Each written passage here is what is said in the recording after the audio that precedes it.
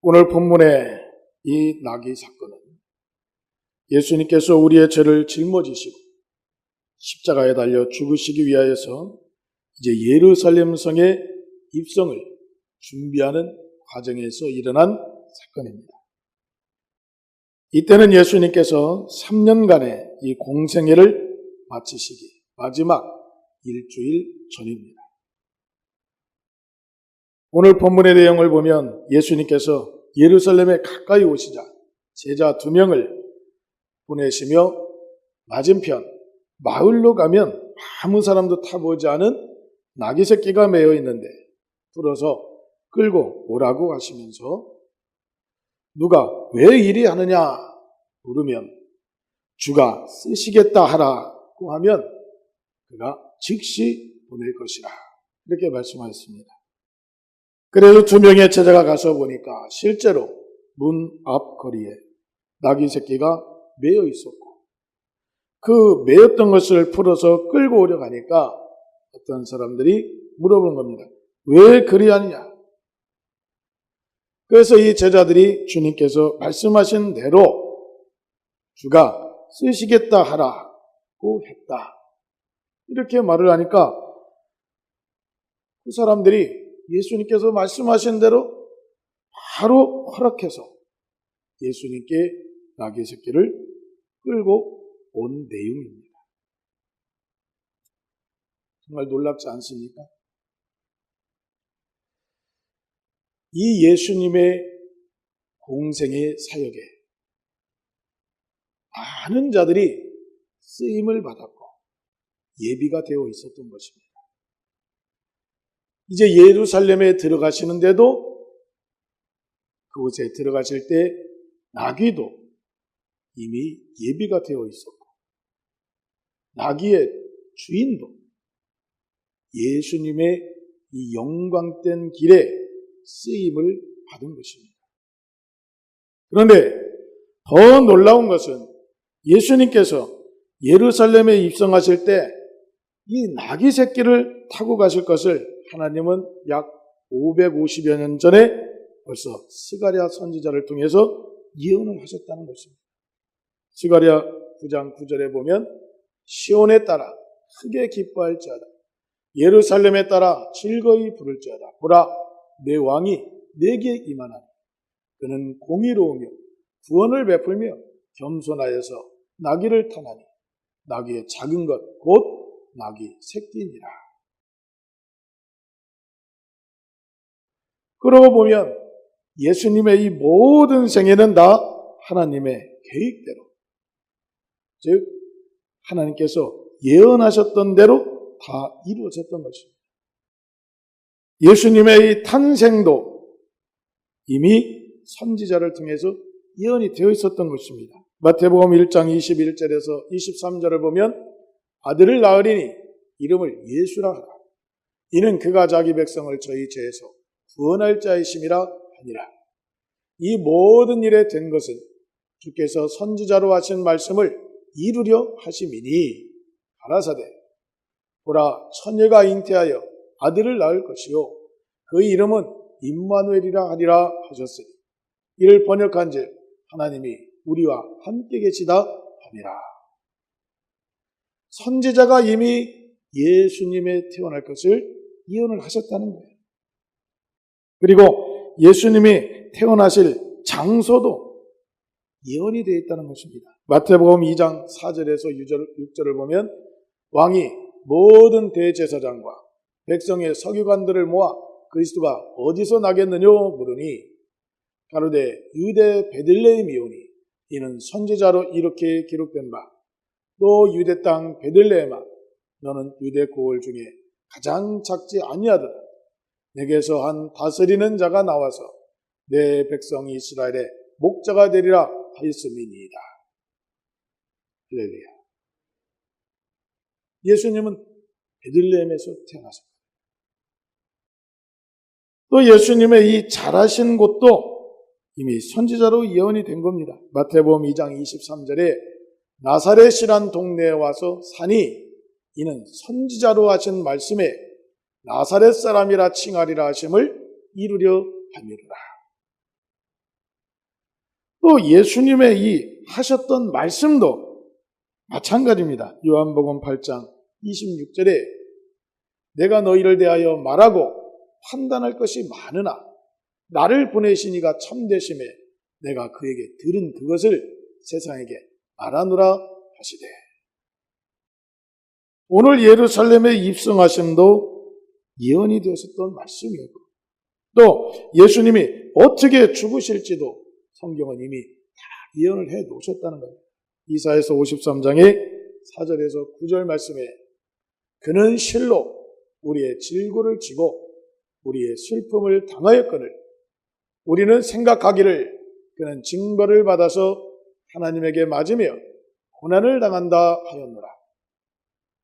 그가 찔림은 우리의 허물을 인하며 그가 상함은 우리의 죄악을 인하며 그가 징계를 받음으로 우리가 평화를 누리고 그가 채찍에 맞음으로 우리가 나음을 입었도다. 우리는 다 양 같아서 그릇 행하여 각기 제 길로 갔거늘 여호와께서는 우리 무리의 죄악을 그에게 담당시키셨도다. 그가 곤욕을 당하여 괴로울 때에도 그 입을 열지 아니하였으며 마치 도수장으로 끌려가는 어린 양과 털 깎는 자 앞에 잠잠한 양같이 그 입을 열지 아니하였도다.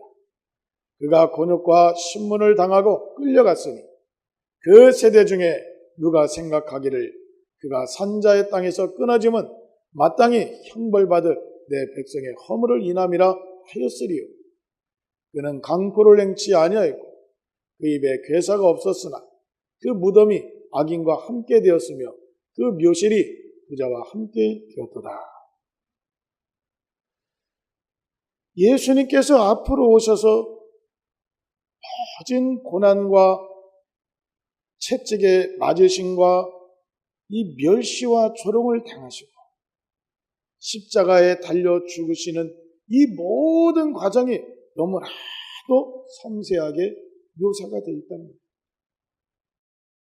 결국 예수님도 이 땅에서 이루신 모든 일들이 예수님 뜻대로 되어진 것이 아니라 모든 것이 다 하나님의 뜻대로 이루어졌고 그래서 예수님의 태어나시고 사시고 일을 이루시고 죽기까지 다 하나님의 계획대로 예수님은 살다가 가신 것입니다.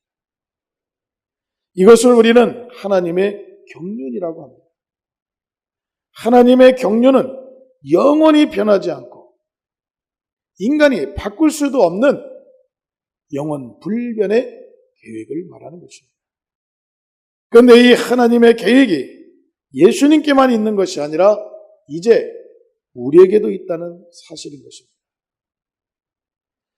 이사야서 43장 1절 말씀에 야곱아 너를 창조하신 여호와께서 이제 말씀하시느니라. 이스라엘아 너를 조성하신 자가 이제 말씀하시느니라. 너는 두려워 말라. 내가 너를 구속하였고 내가 너를 지명하여 불렀나니 너는 내 것이라. 하나님은 우리가 태어날 때 이미 우리를 창조하신 분이시고 우리를 모태에서부터 이미 조성을 하셔서 우리를 부르신 분이십니다. 그 증거는 요한복음 6장 65절에 같이 있습니다. 또 가라사대 이러함으로 전에 너에게 말하기를 내 아버지께서 오게 하여 주지 아니하시면 누구든지 내게 올 수 없다 하였노라 하시니라. 우리를 창조하시고 모태에서부터 조성을 하시고 이제 우리를 택하신 것입니다. 그 증거는 바로 여러분들이 이 자리에 와 계시다는 것입니다. 왜 그런가 하면 아무라도 하나님께서 예수님께 오게 하여 주시지 아니하면 올 수 없다는 것입니다. 여러분들을 불러서 이 자리로 인도하셨다는 것은 이제 하나님께서 여러분들에게 섭리로 다가오셨다는 것입니다. 이 섭리라는 것은 바로 하나님의 세우신 계획, 하나님의 영원 불변한 계획, 하나님의 이 경륜에 동참할 수 있는 기회를 우리에게 허락하신다는 것입니다. 바로 예수님께서도 하나님의 뜻대로 계획하신 대로 순종하여 그가 최고의 영광을 얻으셨듯이 또한 오늘 본문에 때가 이르니까 이 나귀 새끼가 준비가 되어서 예수님께 귀하게 쓰임 받듯이 그리고 오늘 나귀 새끼의 주인이 주가 쓰시겠다 하니까 예수님께 다양하게 내어드려서 예수님의 이 십자가의 엄청난 사건에 그가 동참하는 자가 되어서 복을 받은 것처럼 우리도 하나님께 귀하게 쓰여져야 할 것입니다. 우리는 바로 이렇게 하나님께 귀하게 쓰여지기 위하여서 창조되었고 조성되었고 부름받았다는 것입니다.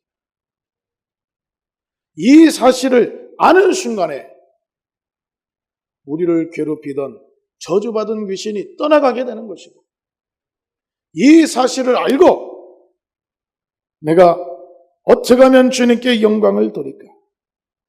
어떻게 하면 우리 주님과 함께 할 수 있을까? 고민하는 순간에 나를 괴롭히던 악한 영들이 떠나가게 되는 것입니다. 그러면서 주님께서 주시는 참 자유와 평강과 은혜가 우리 안에 넘치게 되는 것입니다. 바로 이것이 우리의 정체성인 것입니다. 이 삶을 살을 때 바로 우리는 참된 가치가 있는 삶을 사는 것이고 내가 왜 세상에서 살아가야 되는가? 세상에서의 삶이 이제 목적이 분명한 삶이 되어지는 것이고 그로 인하여서 바로 하늘의 상이 되고 나에게는 참 삶의 은혜와 삶의 목적이 분명하게 정해지는 것이고 많은 자들을 복된 길로 인도하는 가장 가치 있는 삶을 살게 되는 것입니다. 누가복음 11장 23절에 나와 함께 아니하는 자는 나를 반대하는 자요 나와 함께 모으지 아니하는 자는 해치는 자니라 그랬습니다. 우리는 태어나서 예수님과 함께하는 자가 되어야 되는 것입니다. 예수님이 모을 때 같이 모으는 삶을 살아야 되는 것이고 예수님이 원하시는 일이 내가 원하는 일이 되어야 되는 것입니다. 이것이 바로 예수님께서 우리를 창조하신 목적이에요. 그 목적의 삶을 사는 사람들이 바로 예수님께 필요한 자고 예수님께 귀한 존재인 것입니다. 이 삶에 관심을 갖지 않고 이런 삶에 무관심하며 자기의 유익과 자기의 육체의 이 정욕의 삶, 욕심의 삶, 육체의 뜻만을 위해서 살아가던 사람들이 다 하나님께 저주받은 것입니다. 그래서 세상에 사람 지으셨음을 한탄하세요. 물론 홍수를 일으키셔서 세상의 모든 사람을 다 쓸어버리신 것입니다. 오직 하나님을 경외하던 이 노아와 그 가족들만 구원을 받은 것입니다. 하나님이 왜 우리를 지으셨느냐? 그것은 바로 하나님과 함께하는 삶을 살으라는 것이고 하나님께 유익된 삶을 살으라는 것입니다. 마태복음 25장에는 하나님께서 맡겨주신 달란트를 땅에 묻어두었던 한 달란트 받은 자가 나옵니다. 그런데 이제 주인이 돌아와서 그 사람들과 회개를 하는 것입니다. 계산을 하는 거예요. 5달란트 받은 자는 5달란트를 더 남깁니다. 2달란트 받은 자는 또 2달란트를 더 남겼습니다. 그런데 이 1달란트 받은 자는 그것을 땅에 묻어두어서 아무것도 남기지 못했습니다. 그때 예수님께서는 말씀하십니다. 이 무익한 종을 수족을 결박하여 바깥 어둠에 내어 던지라 그랬습니다. 우리의 삶이 바로 주님께 인정받는 삶이 되어야 되는 것입니다. 그럴 때 바로 주님께서 우리를 돌아봐 주시는 것이고 우리에게 긍휼과 자비를 베풀어 주심으로 우리가 이 땅에서도 저주받은 마귀와 더러운 귀신에게서 자유한 삶을 살고 그들을 대적하는 삶을 살으며 또한 천국에 갈 수 있는 복된 영광의 삶을 살 수 있게 되는 것입니다. 그럼 우리가 어떻게 주님과 함께하는 삶을 살 수 있겠습니까? 그 해답은 바로 성령 하나님께 있는 것입니다. 예수님은 우리에게 성령님을 보내주셔서 우리가 하나님의 뜻대로 살 수 있도록 해주신 것입니다. 로마서 8장 26절에서 27절 말씀 합독합니다. 이와 같이 성령도 우리 연약함을 도우시나니 우리가 마땅히 빌 바를 알지 못하나 오직 성령이 말할 수 없는 탄식으로 우리를 위하여 친히 간구하시느니라. 마음을 감찰하시는 이가 성령의 생각을 아시나니 이는 성령이 하나님의 뜻대로 성도를 위하여 간구하심이니라. 우리는 부족하고 연약하고 땅의 것만을 바라보며 살아가는 그렇게 부족한 자들입니다. 그런데 예수님께서는 우리에게 성령을 보내주셔서 이 성령은 하나님의 뜻대로 우리가 살아가야 되는 것을 도와주고 계시는 것입니다. 하나님의 뜻을 알지 못하고 하나님의 뜻대로 살지 못하니까 성령이 탄식함으로 우리를 위해서 친히 간구하여 주시고 하나님의 뜻대로 살 수 있도록 우리를 끌고 또 밀어주시고 함께하여 주시는 것입니다. 그러므로 우리는 성령 하나님의 인도하심을 잘 따라서 살아가야 되는데 성령 하나님은 바로 교회를 통하여서 우리와 함께 일을 하고 계신다는 사실인 것입니다. 사도행전 20장 28절에 너희는 자기를 위하여 또는 온 양떼를 위하여 삼가라. 성령이 저들 가운데 너희로 감독자를 삼고 하나님이 자기 피로 사신 교회를 치게 하셨느니라. 성령은 이제 사도들을 통하여서 교회를 세우고 그 예수님의 피값으로 산 교회들을 치게 하시면서 그들을 통해서 일을 하시는 것입니다. 그 중에 성령님은 이제 첫 번째로 감독자를 세우셔서 예수님의 피로 사신 교회를 치게 하셨습니다. 감독자는 바로 목사님을 말하는 것이고 친다는 것은 헬라어로 포이마이노 근데 가축에 풀을 먹인다, 돌본다, 다스린다는 뜻입니다. 그래서 성령 하나님은 먼저 하나님을 경험하고 먼저 하나님을 체험하고 하나님께서 연단의 과정을 거쳐서 하나님께서 쓰시기에 합당한 자를 감독자로 삼으시고 이제 그를 통하여서 바로 많은 성도들을 가르쳐 지키게 하는 일을 맡기신 것입니다. 그리고 두 번째는 성령은 그 뜻대로 은사를 각 사람에게 나눠주셔서 그리스도의 몸을 이루는 구성원이 되게 하십니다. 고린도전서 12장 4절에서 13절 말씀에 나같이 은사는 여러 가지나 성령은 같고 직임은 여러 가지나 주는 같으며 또 역사는 여러 가지나 모든 것을 모든 사람 가운데서 역사하시는 하나님은 같으니 각 사람에게 성령의 나타남을 주심은 유익하게 하려 하심이라. 어떤 에게는 성령으로 말미암아 지혜의 말씀을, 어떤 에게는 같은 성령을 따라 지식의 말씀을, 다른 이에게는 같은 성령으로 믿음을, 어떤 이에게는 한 성령으로 병 고치는 은사를, 어떤 이에게는 능력 행함을, 어떤 이에게는 예언함을, 어떤 이에게는 영들 분별함을, 다른 이에게는 각종 방언 말함을, 어떤 이에게는 방언들 통역함을 주시나니 이 모든 일은 같은 한 성령이 행하사 그 뜻대로 각 사람에게 나눠 주시느니라 그랬습니다. 은사는 헬라어로 카리스마티라고 합니다. 영어로는 카리스마라고 합니다. 이거 뭐냐면 하나님께로부터 특별히 부여받은 재능인 것입니다. 하나님의 일은 하나님의 힘을 지원받아야만이 가능한 것인 것입니다. 성령님은 우리 각 사람을 택하시고 그에게 은사를 부어주셔서 성령께서 일을 하시고자 하는 일꾼들을 부르시고 각 위치에서 바로 교회를 섬기게 하신 것입니다.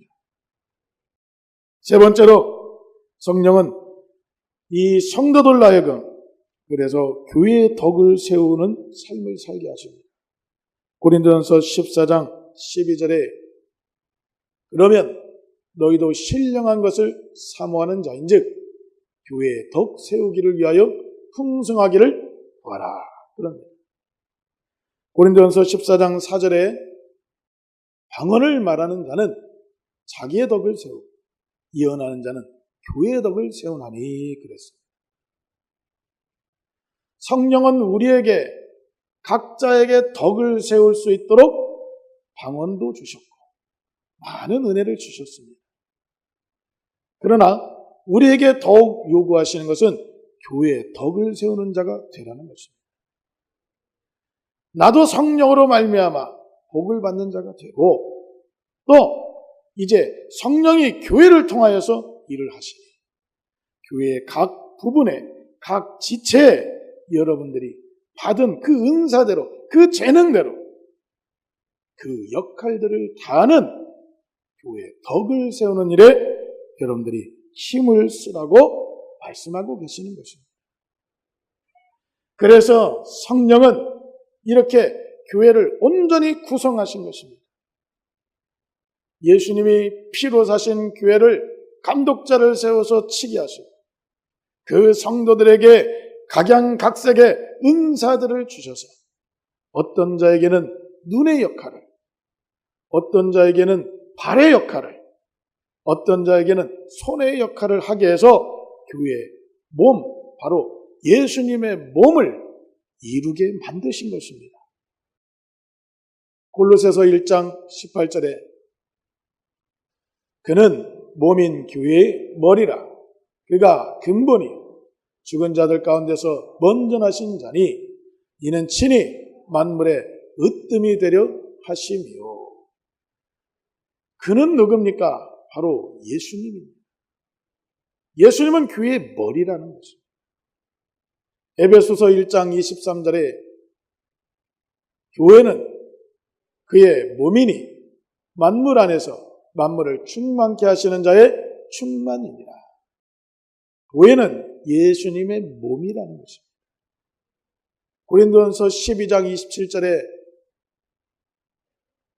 고린도전서 12장 27절에 너희는 그리스도의 몸이요 지체의 각 부분이라. 그러니까 교회의 머리와 몸은 예수님이시요. 그리고 그 교회의 지체는 바로 우리라는 것입니다. 성령은 이렇게 바로 교회의 머리와 몸이 되신 예수님을 돕기 위하여서 우리 각 사람들을 은사를 주어서 각 지체의 역할을 하게 하신 것입니다. 그래서 바로 모두가 예수님이 영광 받으시듯 우리 모두가 그 영광에 동참하고 예수님이 뜻을 세우면 그 지체들이 그 뜻을 이루어서 바로 하나님께 영광을 돌리는 삶을 구상하시고 우리에게 허락하신 것입니다. 이렇게 성령은 우리가 하나님의 뜻대로 순종하여서 하나님의 뜻대로 쓰여지게 하시고, 그래서 그 뜻대로 쓰여져서 복을 받았던 예수님처럼 우리도 복을 받게 인도하신다는 사실인 것입니다. 그러기 위하여서 우리는 어떻게 해야 되겠습니까? 사도행전 2장의 42절에서 47절 말씀을 보면, 저희가 사도의 가르침을 받아 서로 교제하며 떡을 떼며 기도하기를 전혀 힘쓰니라. 사람마다 두려워하는데 사도들로 인하여 기사와 표적이 많이 나타나니 믿는 사람이 다 함께 있어 모든 물건을 서로 통용하고 또 재산과 소유를 팔아 각 사람의 필요를 따라 나눠주고 날마다 마음을 같이하여 성전에 모이기를 힘쓰고 집에서 떡을 떼며 기쁨과 순전한 마음으로 음식을 먹고 하나님을 찬미하며 또 온 백성에게 칭송을 받으니 주께서 구원받는 사람을 날마다 더하게 하시니라. 아멘. 42절을 보겠습니다. 저희가 사도의 가르침을 받아 서로 교제하며 떡을 떼며 기도하기를 전혀 힘쓰니라 그랬습니다. 지금 사도행전 2장 42절에서 47절 말씀은 바로 초대교회, 이 성도들, 다시 말해서 성령이 가장 강하게, 성령이 충만하게 역사하셨던 그 초대교회 성도들의 삶의 모습인 것입니다. 이들이 교회에서 어떻게 삶을 살았는지를 말씀하고 계시는 것인데, 바로 42절에 보면은 사도의 가르침을 잘 받아야 되는 것입니다. 여러분, 바로 교회에서 하나님의 말씀으로 우리는 가르침을 잘 받아야 됩니다. 여러분들은 세상에서 성공하신 분이에요. 세상에서 많은 세상을 산 연륜이 많은 분이라서 많은 경험도 많고 지적 재산도 많습니다. 그러나 바로 하나님 앞에서는 우리 모두가 내 자신을 부인하고 내가 각이 떠져서 하나님께 드려지는 시간이 되어야 되는 것입니다. 하나님 앞에서는 모두가 작은 자일 수밖에 없습니다. 여러분들이 세상에서 아무리 훌륭하셔도 하나님 앞에서는 작잖아요. 우리는 하나님 앞에 너무나도 작은 자입니다. 그 하나님의 말씀을 받을 때는 내게 있는 지식과 경험과 모든 걸 내려놓고 하나님의 말씀을 내 마음에 순전함으로 받아들여야 되는 것입니다. 그렇게 가르침을 받을 때 내 영혼이 잘 되고 육체가 잘 되고 범사가 잘 되는 것입니다. 그 안에서 풀어지는 것입니다. 내 뜻대로 되지 않았다고 실패한 게 아닙니다. 내가 원하는 대로 되지 않는다고 해서 그게 실패한 게 아닙니다. 주님은 우리에게 원하시는 삶이 있는데 내가 그 삶을 아직 캐치하지 못하고 있던 것입니다. 잠언서 16장 1절에 마음의 경영은 사람에게 있어도 말의 응답은 여호와께로서 나느니라. 9절 사람이 마음으로 자기의 길을 계획할지라도 그 걸음을 인도하는 자는 여호와시니라. 내가 구상하고 내가 원하는 목표가 그게 잘 되는 거고 그게 복 받는 거라고 생각할 수 있으나 진정한 복은 바로 하나님께로서 오는 복입니다. 하나님께서는 우리의 삶을 다 구상하고 계시고 우리의 인생을 다 계획하고 계시는 분이십니다. 그런데 그 계획은 때로는 힘든 일도 있고 때로는 어려운 일도 있는데 그 과정이 바로 연단의 과정이 들어가는 것입니다. 그 과정을 잘 이겨내면서 우리가 하나님 앞에 순종하는 삶을 살 때 바로 내가 생각지 못하고 내 능력으로는 얻을 수 없는 놀라운 은혜를 우리가 얻게 되는 것입니다. 주님 앞에 내 자신을 내어드려야 되는 것입니다. 그러면서 성도가 서로 교제를 해야 되는 것입니다. 성도가 서로 간에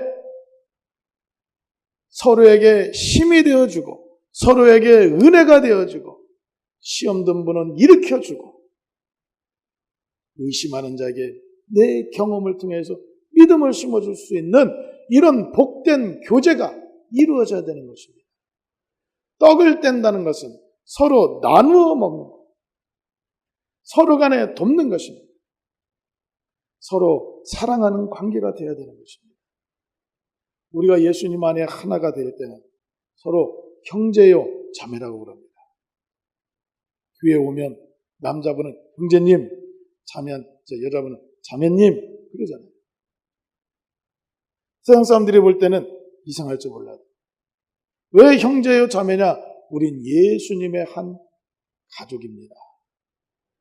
하나님의 아들이요 하나님의 딸입니다. 할렐루야. 그러니 우리는 서로 간에 빈부의 격차나 얼굴이 잘생기고 못생기고 나의 모든 삶이 어찌됐든지 간에 형제들은 그런 게 없는 거예요. 형제들은 서로 격이 없고 형제들은 서로 아버지를 기쁘게 하고 형제들은 서로 사랑해야 되는 것입니다. 여러분 혹시 형제를 미워한 것이 있다면 주님께 회개하시기 바랍니다. 혹시 형제의 마음을 아프게 한 것이 있다면 그분에게 가서 풀어야 됩니다. 형제를 사랑하며 서로 교제해야 되는 것입니다. 그리고 기도하기를 전혀 힘쓰라 그랬습니다. 기도할 수 있는 시간이 있어야 합니다. 여러분, 우리 교회처럼 맘 놓고 기도할 수 있는 곳이 어디 있습니까? 우리 교회처럼 또 저녁에 이렇게 여러분들이 기도할 수 있는 장을 마련한 얼마나 여러분들 좋은 기회입니까?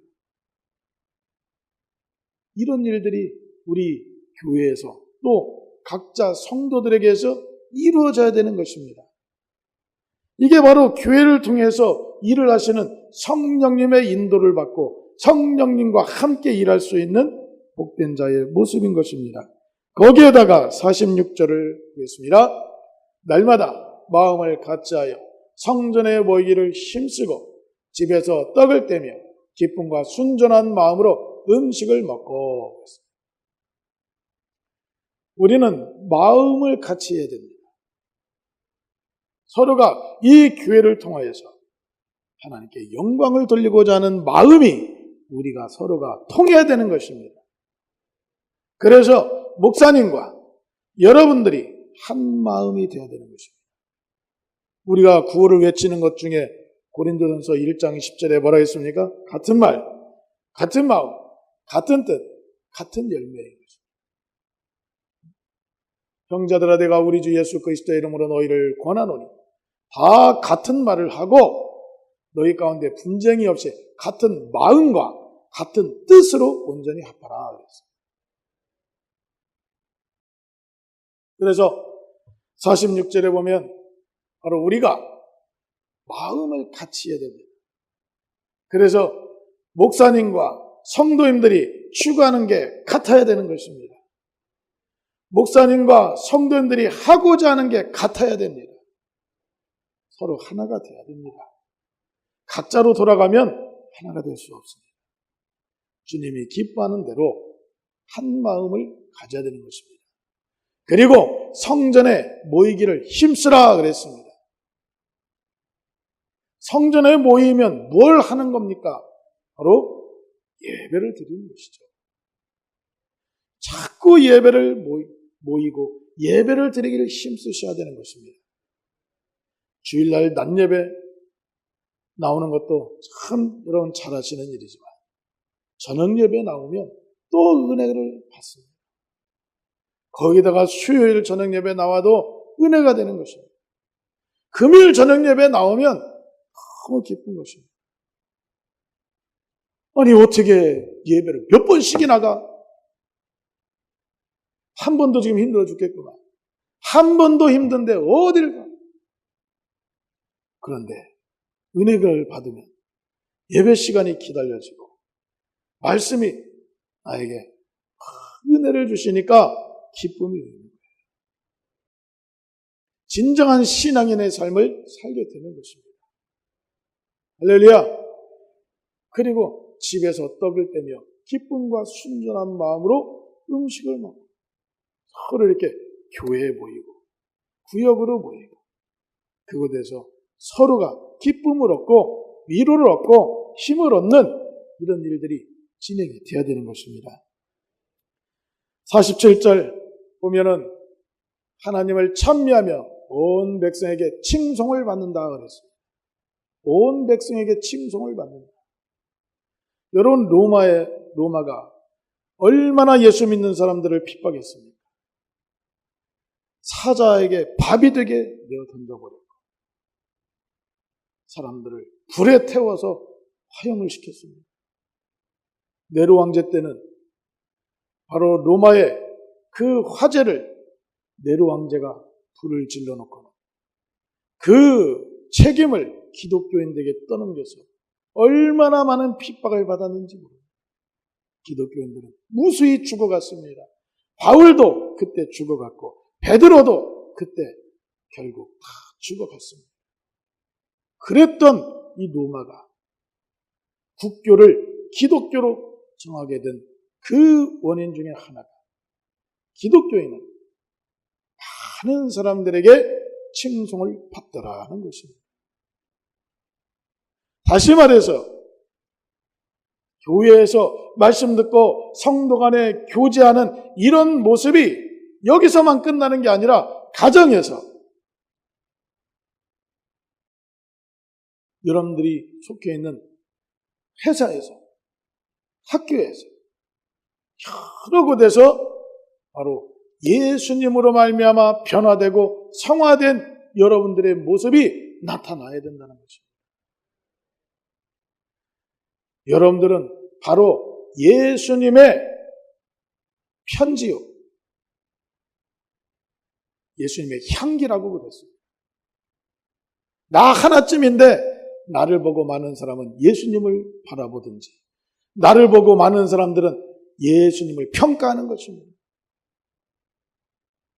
여러분들의 변화된 모습이 많은 자에게 예수의 향기를 뿌리는 것이고 예수의 편지를 그들에게 전달하는 것입니다. 여러분, 우리는 인내하기도 해야 되는 것입니다. 예수님 때문에 때로는 내 화를 억누를 줄도 알아야 됩니다. 예수님 때문에 참을 줄도 알아야 되고 예수님 때문에 손해볼 줄도 알아야 되는 것입니다. 예수님 때문에 배려할 줄 알아야 하는 것입니다.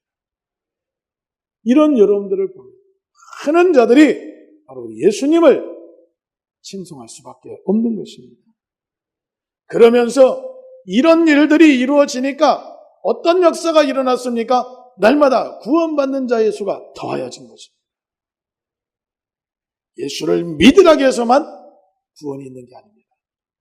여러분들의 삶을 통하여서 많은 자들이 예수님께 돌아오는 것입니다. 여러분들을 만나면서 많은 자들이 예수님의 사랑을 경험하는 것입니다.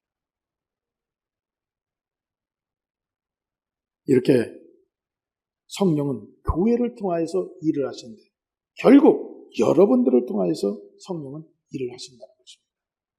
여러분들이 바로 이렇게 성령의 강권하신 역사하심과 성령의 인도를 받아서 참으로 교회를 성공시키는 일에 여러분들이 쓰여질 때 바로 주님께 귀하게 쓰임받게 되는 저와 여러분들이 될 줄 믿습니다. 이 삶이 참된 복으로 우리에게 다가올 줄 믿습니다. 이런 복이 저와 여러분들에게 있기를 주님의 이름으로 축원합니다.